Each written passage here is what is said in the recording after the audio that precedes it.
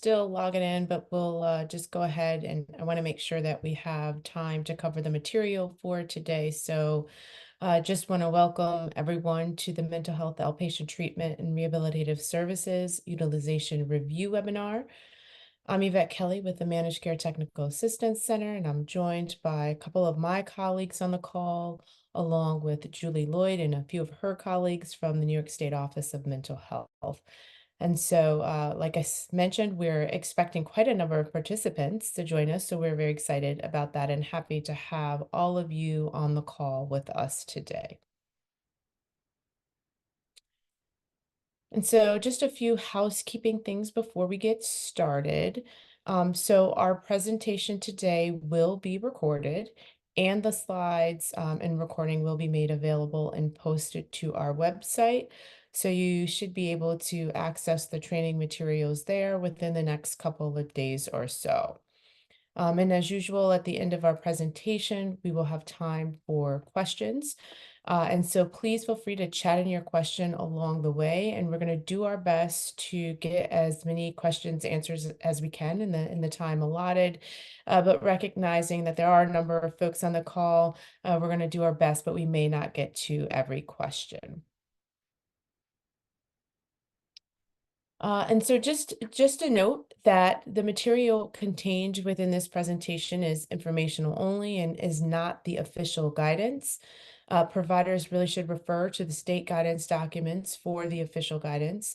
And just to note that we make our best efforts to make sure that we are relaying the most up-to-date and current information, but we can only verify that the information presented today is as of current as today. So that is May 20th, 2024 at exactly 2:04 p.m. So just to make that note, things are rapidly changing. And again, we just want to make sure that we're relaying the most up-to-date information. And so here's how we're going to spend our time today. So obviously we'll do welcome and introductions. I'll ask Julie to just give a quick introduction before she gives her portion of the presentation. We're going to spend some time reviewing the MHOTRS utilization requirements, and then step through some frequently asked questions. We'll then move on to talk through some fundamentals of in utilization review and some of the elements that are key to that, and then close out with some best practices in utilization review. And of course, as I mentioned before, we'll leave some time at the end for questions. And so with that, I'm going to pass it over to Julie to get us started. Thanks, Yvette. Hi, everyone. I'm Julie Lloyd. I'm the Unit Director of Rehab Services at OMH Central Office. So as many of you should know, clinics, our OMH licensed clinics, were moved under the rehab option back in, I believe, 2022 of our state planned amendment. And then we renamed our clinics as MHOTRS programs, mental health outpatient treatment and rehabilitative services. So I'm still going to say clinic informally. We still call them clinic informally, but we're talking about MHOTRS programs today. And I'm going to walk us through our requirements of for utilization review in our regs and our guidance. Okay, so first and foremost, one of the most important things to know is that we really want to leave a lot of this process in the hands of the agencies so that you can make decisions about the workflow of your UR, up to what works in your agency. But there are some requirements we do have spelled out in our regulations and our guidance. First and foremost being that we want every agency, every program to have a written UR policy and procedure so that you're ensuring that all individuals that are receiving services are receiving the appropriate services and the appropriate level of care. So in conducting that UR and in writing that policy and procedure, one of those requirements is making sure that UR is performed randomly, that there's identified professional staff that's conducting the UR, and that the UR is conducted independently of the clinical staff that is treating the individual. So that person conducting UR must be someone separate, not involved in the clinical care. So that's a really important piece. So in developing your policies and procedures, one of the requirements for conducting UR is that it happens on at least a minimum of 10% of all cases. Some of you might remember that that requirement used to be 25% as a minimum. And back in 2022, when we revised regulations, we took out that 25% minimum, but we did include a 10% minimum in the guidance. So in determining who falls into that pool for that, for how to select that 10% of all cases, these are the categories you're going to pull from. So those that have been admitted within the last 30 days, those in continued treatment within the last 7 months, and those that are continuing in treatment 7 months or longer. And these should include individuals that are also receiving just psychotropic medication treatment or medication education services only. So if someone is med only, they fall into this pool. So in conducting UR, you're going to take all of those categories of cases, pull them together, and then select at least a minimum of 10% for UR. Okay. Okay, so in developing the UR policies, in addition to the 10%, we also included in guidance that we'd like to see, policies and procedures around case reviews or regular and routine case reviews as part of your process that's separate from the 10%. So these might include supervisory reviews. So supervisors might be reviewing their supervisees' cases for level of care and services. And these are regular and routine case reviews, possibly case conferences between the staff. So I'm just going to click to the next slide here. Oh, sorry, I'm going to go back. So I'm going to talk a little bit more further a little later on about what case reviews are. And we have some examples to talk about that. Okay, so we wanted to include some FAQs that we often have received about the utilization review process in our clinics. So do the UR expectations for MHOTRS programs or clinics apply only to charts that are fee for service, or to also managed care Medicaid recipients? And the answer is that the expectations for UR apply to all, regardless of who the payer is. So we're not setting different standards for fee for service versus managed care. But programs should be aware that other commercial or other insurances, such as Medicare, may have their own expectations beyond what is required by OMH. So that's something you should be aware of and look for in your contracts with those entities. When performing UR for clients who are receiving medication management only, is there a difference in the documentation requirements compared to those for their continued stay for receiving both psychotherapy and med management?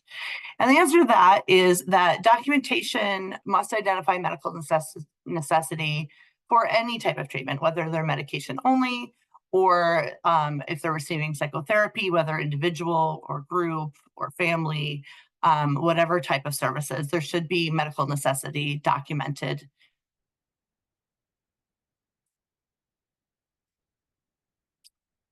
The intended frequency of UR, that is a question we received a lot because we initially did not specify that in our guidance. So that was one of our errors that we are working to correct, that we intended for the change in the UR requirements, reducing it from 25% to 10%, was intended to continue to be conducted every 6 months, as was the previous requirement. So it is still every 6 months. It's just a minimum of 10% instead of the 25%.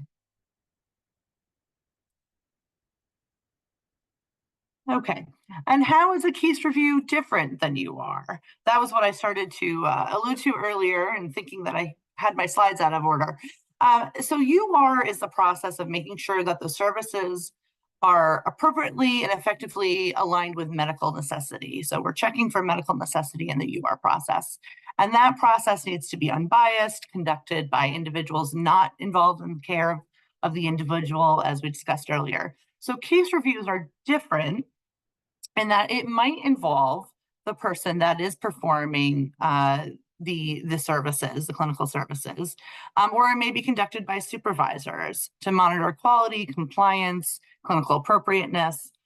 So case reviews are used to enhance the quality of the services and inform practices, train staff, identify supervision needs, things like that. So we did not specify a minimum amount for case reviews. I want to make that clear. The 10% for UR is a separate process.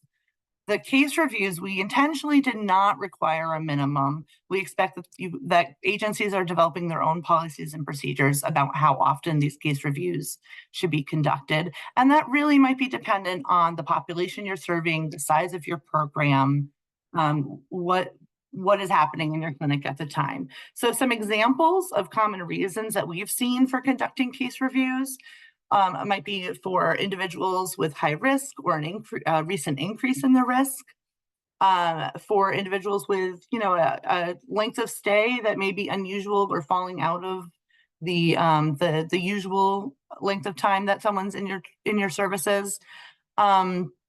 Complicating medical factors or differential diagnoses when there's complicated cases that maybe the clinician is really not sure what they're seeing. That's a great time for a case review to get feedback from their peers, get feedback from their colleagues to understand different perspectives. And multiple systems involvement. And what I mean by that is, so there might be complications with coordination of care, understanding who's doing what, making sure that there's collaboration happening on the treatment amongst different providers, making sure there's no duplication of services, looking for the potential for that, and just making sure overall that the systems are working well together to best serve the individual.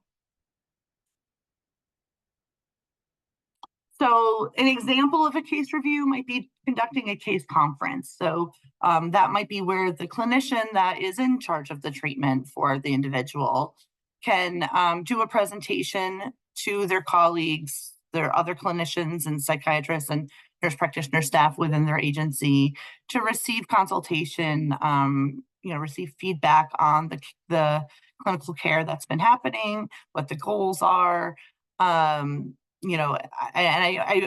was remiss in not mentioning peer specialists and advocates, and I want to make sure that I highlight that. They also should be involved in case conferences if they're working with the individual, because their perspective is a really important piece to consider in what's happening in the work. We do want case reviews to include a physician or a nurse practitioner, at least one involved in that consultation. And there may be reason to include the individual receiving services themselves if that's beneficial. I can say that in my time, I'm not going to say when because that will date me, but I worked in outpatient mental health clinics years ago before my time at OMH. And that was a very common practice in my clinic. We did these case conferences where clinicians presented to our colleagues to get feedback. And we did have individuals come in when it was appropriate and beneficial for the individual, for them to hear some feedback, for them to be able to speak from their own perspective. So we really encourage that where it might fit. Okay, and I think that's it for me from OMH, but I'm going to pause there and see if there's any questions that speak directly to the regulations and guidance requirements on UR. Thank you. I'm going to ask my colleague, Rena, who's been monitoring the chat. Is there anything that we would want to address at this moment in time? Yeah, I think one of the first questions that came in, Julie, I think you presented on earlier in your section, just to clarify, right? So we said 10%, and then there was a question around, creating that pool and taking 10% of that pool. So the question was to clarify, once we have that pool of the categories of cases, is the 10% a random 10% sample or 10% of each category of Nope, case? 10% sample of all pooled together. So take each of those categories, pull them together, and then select 10% randomly. So you may have, you're doing this every 6 months. So you may have one UR period where you're getting more that are, new admissions. And then there might be another time where you're getting more continued stay, because it's going to be random out of all those categories together. Great, thank you. All right, just gonna look at some other ones. So there's also another question related to thinking about supervisors being um, part of the care usually, right? That clinicians are talking with supervisors about the individuals that they're serving. And so specifically, if we're thinking about UR, the question was, is the supervisor of that clinician considered someone involved in the care of that client or individual? I guess the intention of the question is asking if the supervisor could conduct the UR on the case that their supervisee is providing the treatment for. That's a great question. I think I'm going to have to go back and just double check our guidance and make sure I don't misspeak on that. But I believe my gut on that is that the supervisor is somewhat involved in the care, especially for those that are not independently licensed. The supervisor is supervising individuals for their licensure in many cases. So in a way, they are involved in their care. So I think it's more appropriate to have a separate UR person that is not involved and not guiding the treatment of that individual. But as I said, I'm going to double check that, and then we can come back to MCTAC to be able to give some information after this webinar. Yeah, definitely. And I think I want to just kind of agree with what Julie said. So if the supervisor is actually the person who's directing the care from the person that they're supervising, they're kind of really in the direct line of providing care for that individual. But again, Julie will take that back and get back. I And know then there's a lot of questions coming in, Raina. So anything else we want to address at this moment?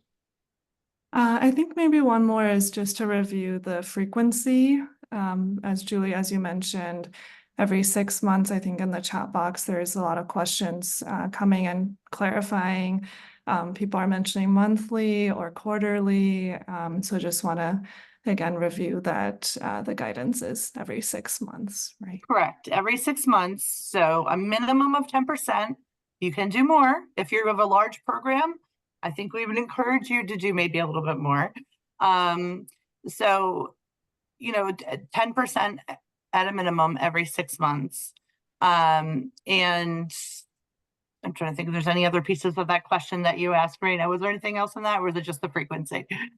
Yeah, mostly the Okay. frequency. I'm trying to, yeah, I think there were a lot of questions coming in, but Yeah. I mostly Yeah. was focus on the frequency Okay.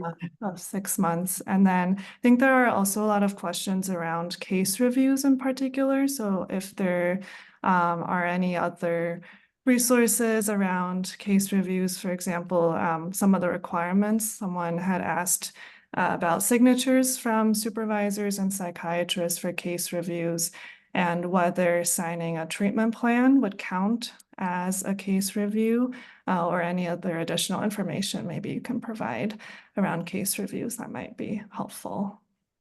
I don't think that signing off on treatment plans would be considered a case review, because really an intention of a case review is a full review of the individual's case, for lack of a better word. It's really to take the time to review all of the elements that came from the assessment, from the continued work with the individual.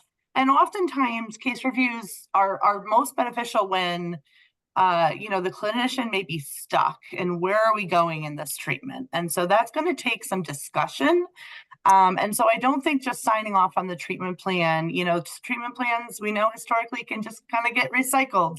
And I think that's a time to take a step back and say, what is really happening for this individual? What is happening in this treatment? If I'm feeling stuck, then they're probably feeling stuck, and we need to evaluate what's happening here. So I think that needs a more careful review than just the sign off on the treatment plan. Great, thank you, Julie.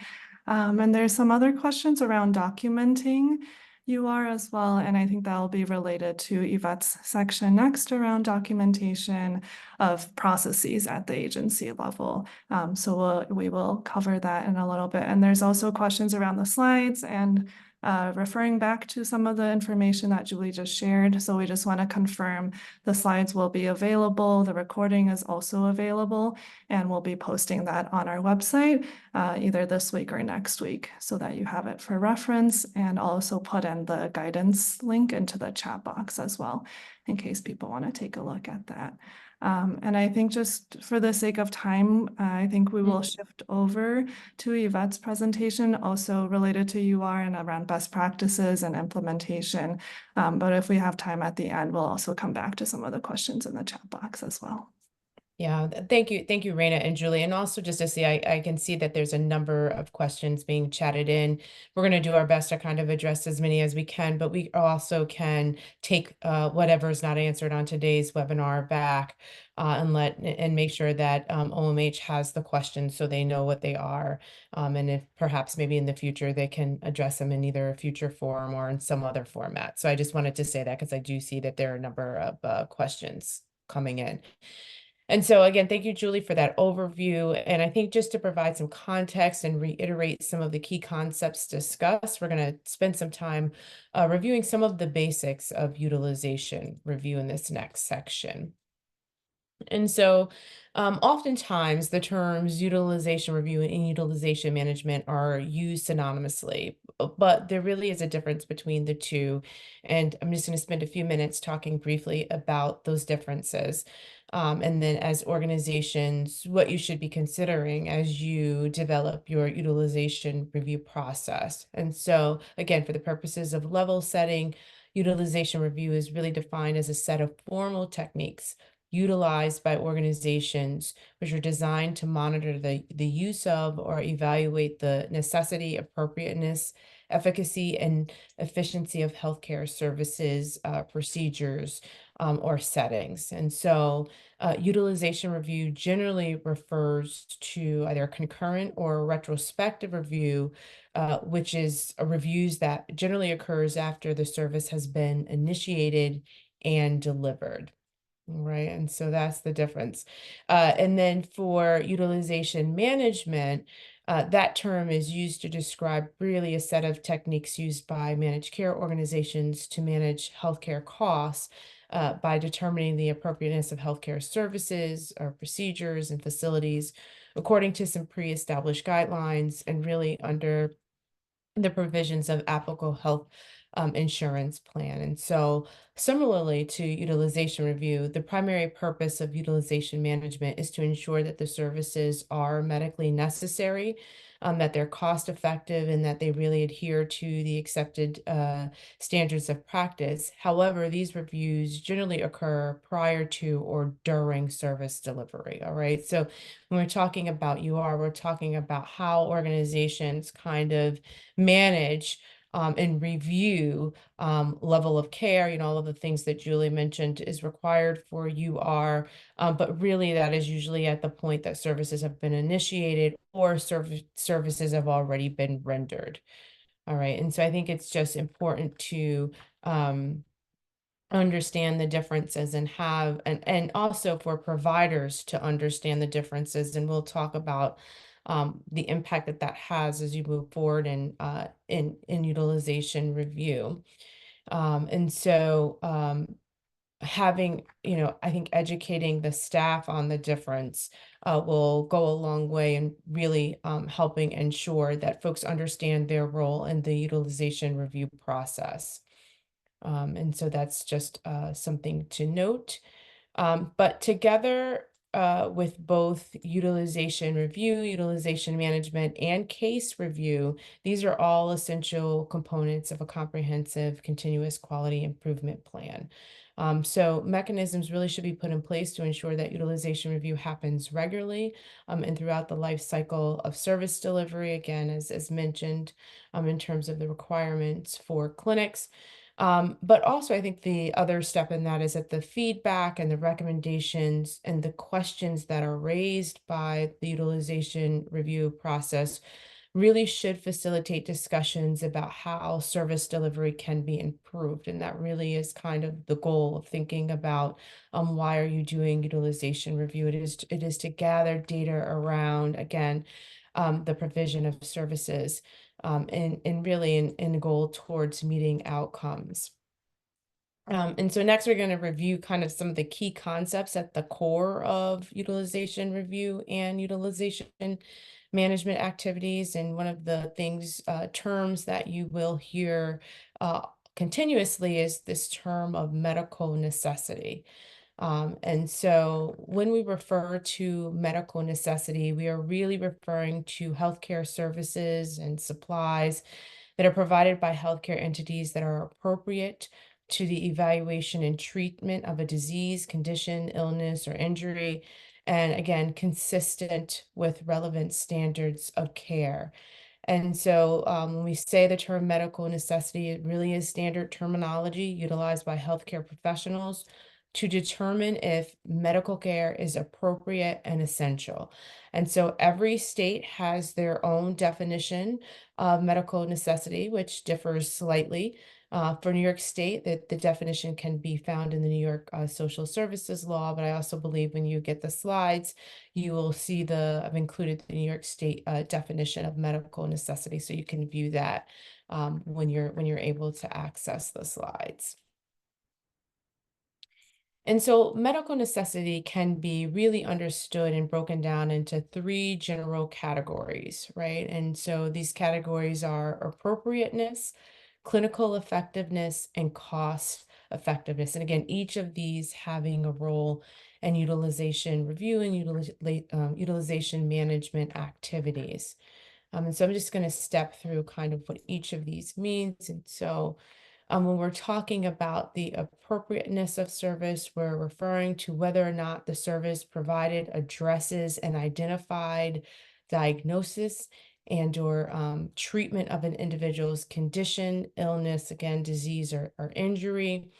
And so just an example of that is, so if I were determined to have anxiety, which caused me a great deal of stress, resulting in my inability to maintain employment, say, then the recommended treatment regimen should really be appropriate to address my symptoms of anxiety. All right.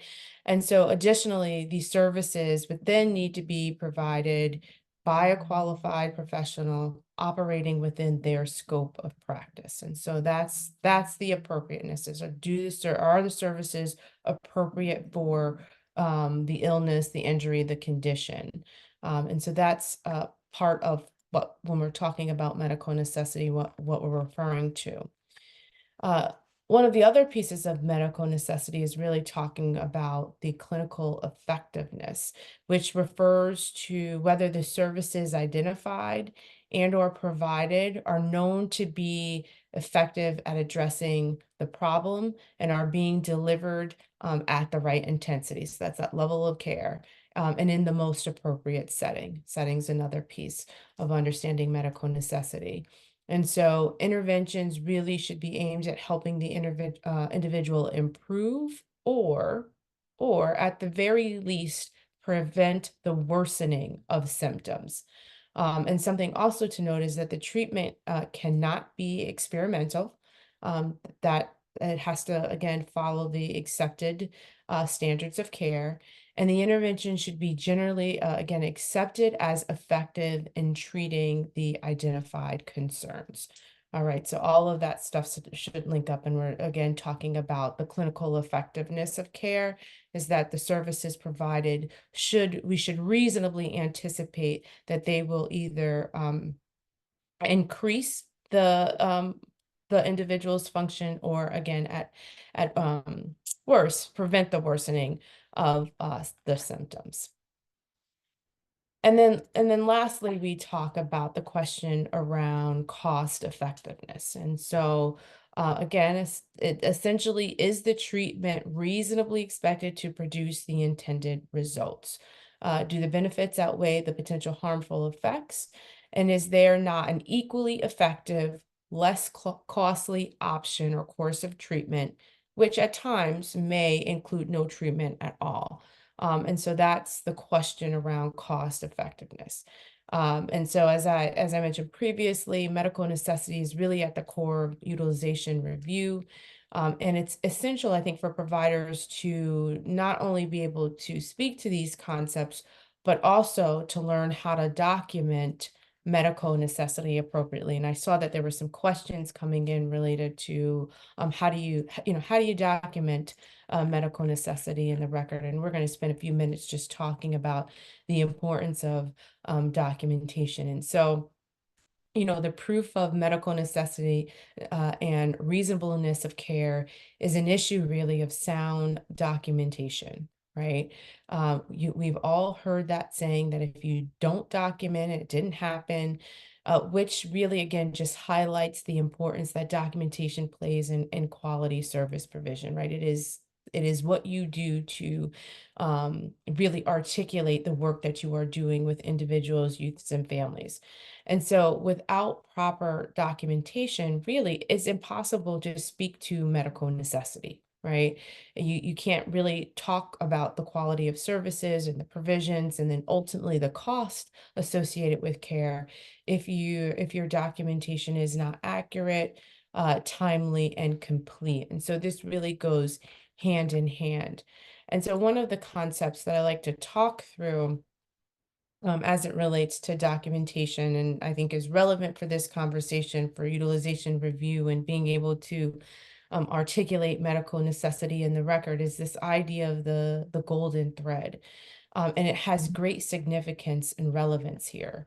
So essentially, the golden thread refers to the need for all of the documentation in the record, right? The assessment, the service and treatment plan, the progress notes, and really culminating in billing and reporting, to be interrelated and tell a consistent story of needs, right? So I'm just going to say that again, because that's the important part.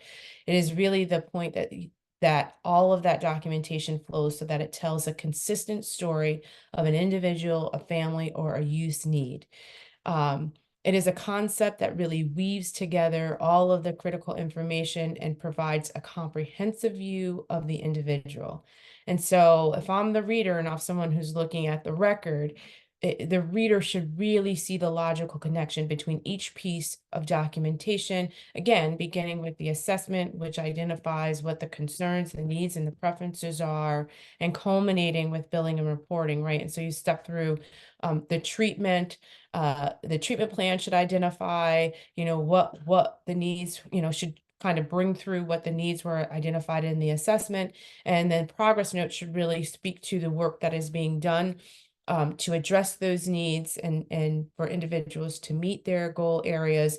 And so again, all of that should flow logically and be what I call congruent, right? And I think one of the challenges that we see in documentation is that sometimes the documentation is not congruent. And so there is an issue of assessment that has not been brought through to the treatment plan, and then again, not identified in the progress notes. I think that's an important piece. And so I'm just going to refer back to my earlier example in which I had noted, that my anxiety was causing me such a great deal of stress that it resulted in my inability to maintain employment.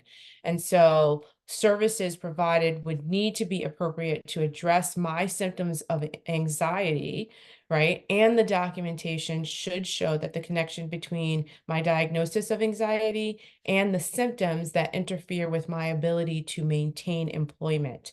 And that is how the golden thread concepts get authenticated in the record. And again, when we're talking about utilization review, those are things that should be considered and looked at. Again, helps to determine level of care needed, and all of the other things that you're looking for in terms of, is the care medically necessary? Right.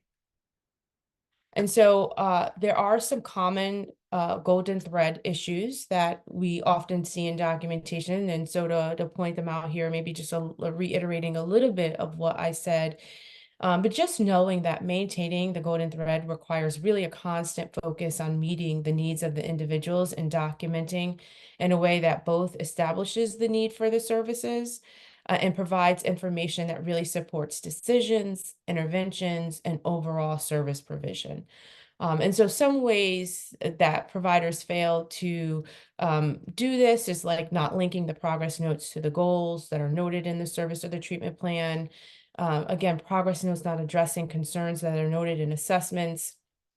The specific of the interventions are not described clearly. So if I were to read a note, I'm not sure what a provider is doing to mitigate the issues or address the concerns that have been identified. The goals are not individualized or connected to the assessment findings. And again, that treatment plans are, their goals and objectives and the clinical strategy are not, and probably this is one of the most common ones, they're not updated when new issues emerge or objectives are achieved or the individual is not progressing, or perhaps that is not the individual's priority. And so if we think, and we hear this term all the time, and so I just wanted to bring it forth here, documentation is really like a living, breathing document, right? Read all of the documents from the assessment to the treatment plan to the progress notes. Things are always changing with families, and things that were priorities, maybe 3 months ago are not priorities now, or maybe they've met a lot of their goal areas and they're working on a couple additional goals. And so some of what we as providers sometimes fail to do is go back and recapture all of that good work and documentation. And here's a process, and utilization review process will capture that, but also note deficiencies in areas where the paperwork is not aligning, and therefore the treatment is unclear in terms of where an individual may lie in terms of treatment needs. And so that's going to be an important piece to consider. And then there's just, to talk through a couple of different types of utilization reviews. So utilization review can either be done internally or externally to the agency. And so, QI is a framework in which organizations use to systematically improve processes and systems. And so really the goal of QI is to continuously look for ways to improve the quality of an organization's outcomes. That's what you're working towards, right? Good care at the right time, the right care to improve outcomes, right?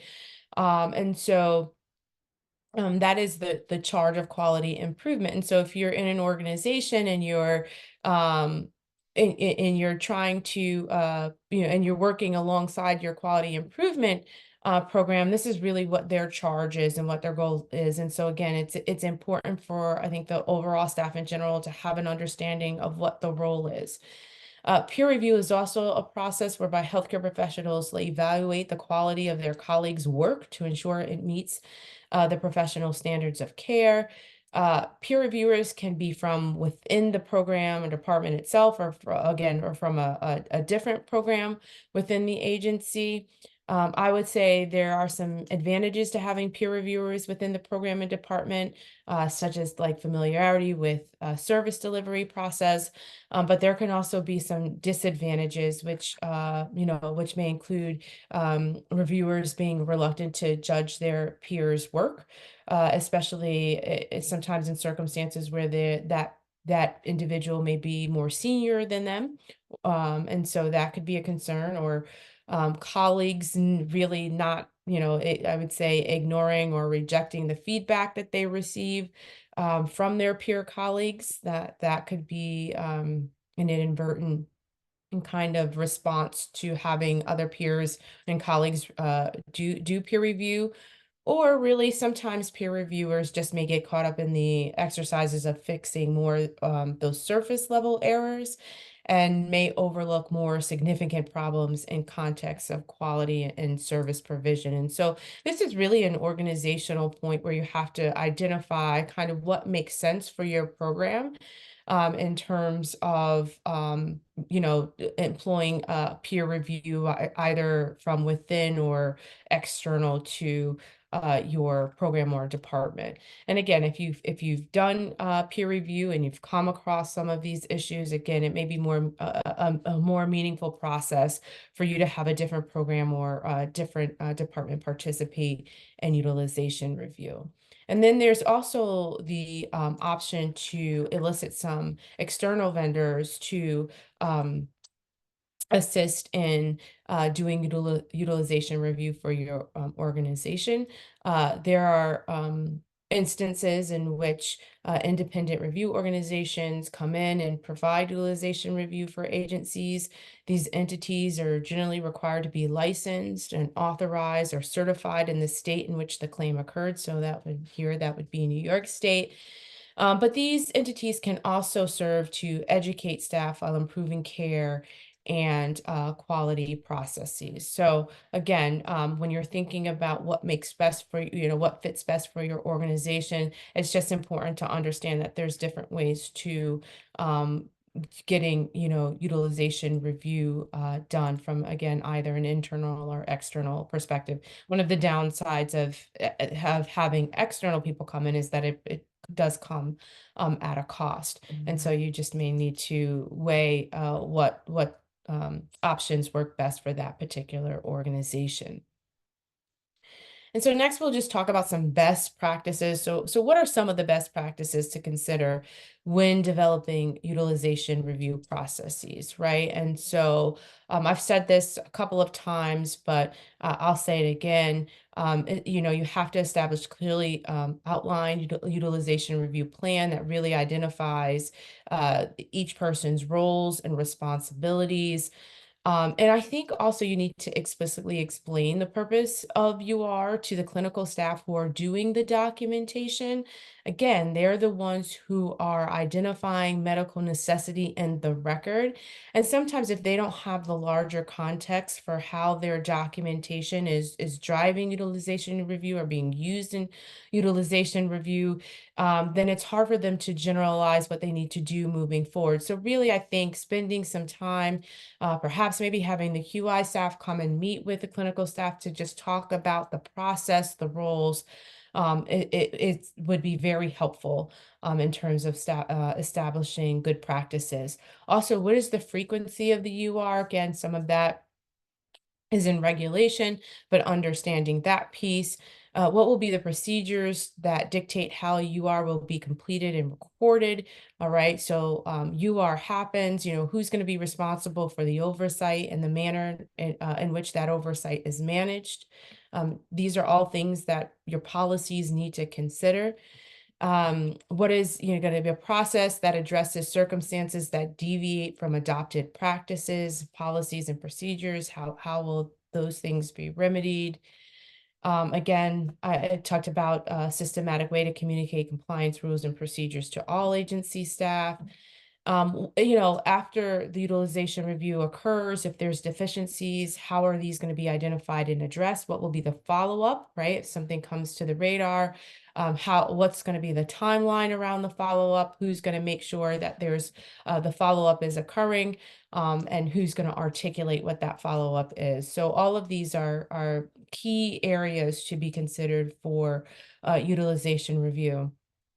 And again, individuals who are going to be responsible, again, for the oversight to address the deficiencies, and again, within the established time frame. So there's someone who needs to be following up on this work, and so your policy should identify such. Again, and then work on improving your clinical documentation. Again, you'll hear this is such a critical piece. And for those of you who may not be familiar with a resource, we're going to include it in our deck.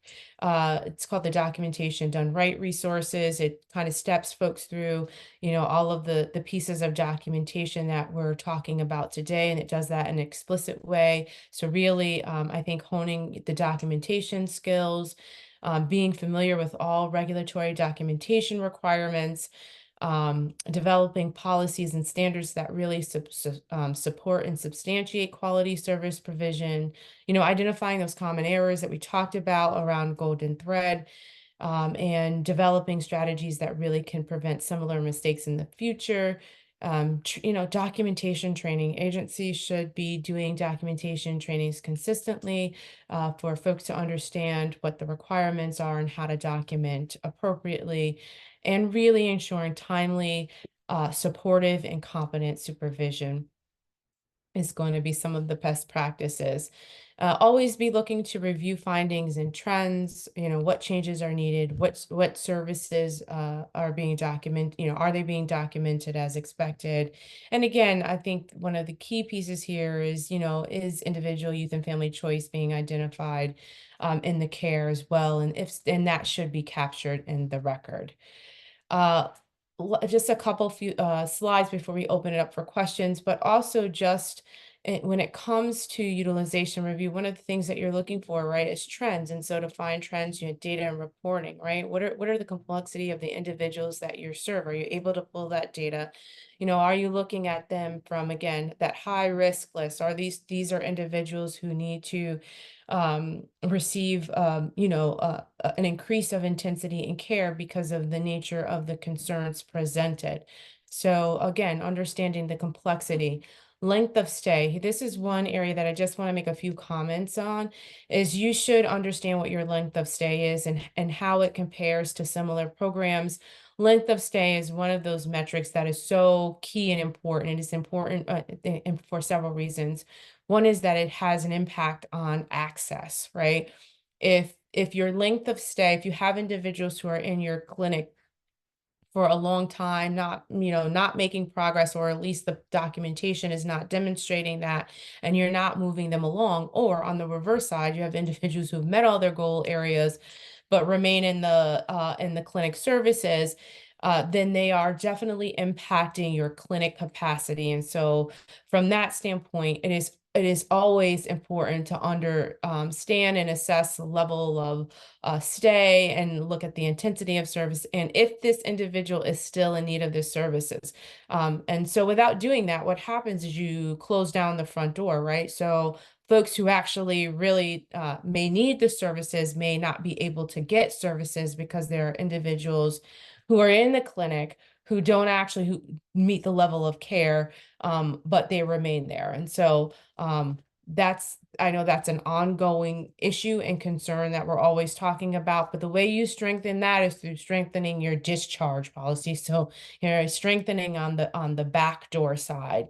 And so understanding when an individual is ready for discharge, articulating that in the record and not being afraid to discharge them. So again, I know we're doing a lot of work in that area. OMH is doing a lot of work in that area, but thinking about that from a utilization review process as well is going to be important.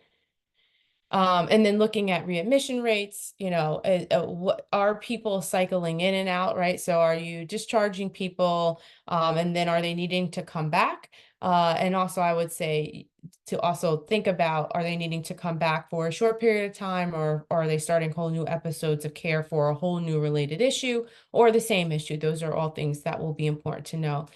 And then, articulating your deficiency rate. So what's the percentage of your deficiencies that you've noted? And then reviewing these metrics, right? They should be reviewed from both a program and provider perspective. And so when we're thinking about some of these best practices in utilization review, we're really looking at it from, again, a very comprehensive view. And so when we're talking about the staff, hiring qualified staff to do utilization review, I know there was a number of questions around like who's a suitable individual and such. And so one of the things that I would say just around recruiting and retaining qualified staff is that it does take us, specific characteristics of staff, individuals who will be suitable to this role. And you want to make sure that you are hiring qualified staff. And so there's a list of characteristics here. I think it goes without saying that this is someone have to be detail oriented, they have to be organized, manage their time well, be able to make a decision and, have some solid decision and problem making skills, be an effective communicator, be able to work well with others and work under stress and deal with adversity. And also be able to have the ability to work objectively, no matter if they're, reviewing records of a colleague that they really like, or being objective from any payer standpoint, right? So I think Julie mentioned this, and I'll just say this again, right? When you're doing utilization review, it should be irrespective of who's paying the bill. When you're looking at quality of services and what that means, and ensuring that people are getting the right service at the right time when they need it. Again, you'll get these slides, you'll be able to refer back to them, but these are just some of the key qualifications for individuals who can do UR. And so with that, I'm going to open it up to questions. Thank you, Raina. I'm going to ask my colleague to help me out with any questions that came up. And again, just a reminder, I see that we have a ton of questions. We may not get to them all, but we will make sure to pass all the questions along. Yeah, thank you so much, Yvette. I think we'll start with some questions that are related to your section of the presentation, related to documentation and some of the general guidelines around medical necessity, cost effectiveness, and then I think we'll loop back up to some of the earlier slides around the regulations and the slides that Julie presented. So we have about 10 minutes left. So maybe can you start, Eva, maybe just by summarizing, in general, you mentioned a lot of the best practices around UR, and a lot of it is also determined by the agency or the organization, right, to set your procedures and policies and processes. So can you maybe talk a little bit more about specifically around documentation related to UR for an agency to think about? There were questions around maybe should UR also be part of the clinical chart, the client's chart, or is it documented elsewhere for the agency? Maybe can you speak a little bit more on that? Yeah, that's a great question. And I think it does depend on how your organization manages that. Although I don't see any challenges with documenting that this case was reviewed for, a level of care in the record. Like, I don't see that there's any harm in putting that in a particular record that you've, established and that you've done the utilization review process on. I do think you do need to have a system for documenting what cases were reviewed and when, to support that you've done utilization review. I've seen it done in a couple of ways where there's, organizations may have a master file where they document that they did that review. And because remember, the other piece of documenting that review, just to make it easier for organizations, is that if there's follow-up, you got to be able to pull that out and be able to follow up on any of the concerns that you noted while you were doing utilization review. And so that might be a little bit more challenging if you're only putting it in a particular individual record versus holding that information in some central location so that you can ensure that you follow up on any concerns that have come up. Great, thank you so much. And then there was another question around medical necessity, and you had the slide where there was 3 components of medical necessity, right? The appropriateness, clinical effectiveness, and cost effectiveness. So there were some questions that came in around documenting cost effectiveness specifically. And if you can say more about, or maybe Julie and Amy, feel free to jump into if there are any requirements around documenting cost effectiveness specifically. Yeah, so for cost, and Julie and Amy, you can jump in if you have any thoughts about this. But the cost effectiveness really just gets highlighted, and understanding, is there a medical need for this service? Is it being delivered at the right intensity? Is it driving outcomes? So the cost effectiveness is really demonstrated through those areas. It's not that you're necessarily saying like, oh, this service is cost effective. That necessarily doesn't get identified in the chart, but around those criteria, around it's appropriate, there's effectiveness, therefore it leads, and it's at the right intensity, leading to cost effectiveness. Julie, Amy, do you have any comments on that? No, I agree with you, Eva. I think, that's really what it is. And, I think examining it from a cost effectiveness perspective is really to the agency's benefit. That's really for your own internal processes to look at what services your agency is delivering, how they're being delivered. Does it make sense for the individuals being served? And are you bleeding money? Is there a different process you need to look at? So that's really my take on it. We don't have, from OMH's perspective, we don't have any requirements around documenting cost effectiveness. Okay, great. Thank you both. All right, so I think we'll switch to going back to some of the earlier questions again around requirements. There's lots of comments in the chat, and I appreciated how some individuals are also helping each other out and providing some advice and clarification. So thank you so much for doing that and helping us to share information together. So I think Julie or Yvette, if either of you wouldn't mind maybe going back to one of the first slides that Julie you presented on listing out the categories of the 10%. Right, I think the next one. I think I passed it. Here we go. Okay, This one. Yeah. So I just want to pause here for a moment. I think a lot of individuals had asked for just to see this again and to clarify this again. This is in the programmatic guidance on the OMH website. But essentially these are the categories, right? And it's 10% of, as Julie mentioned, the pool total that includes individuals who are at various points of their experience in receiving services. And so thinking about the 10% and thinking about the frequency, as we mentioned before, is every 6 months, right? And those are minimums in the regulations. And a lot of individuals were sharing that their agency might do more on top of this, or they might do this, but in a different frequency. So some are saying we do it on a rolling basis, on a monthly basis, or every 10th admitted client, or for all admitted clients.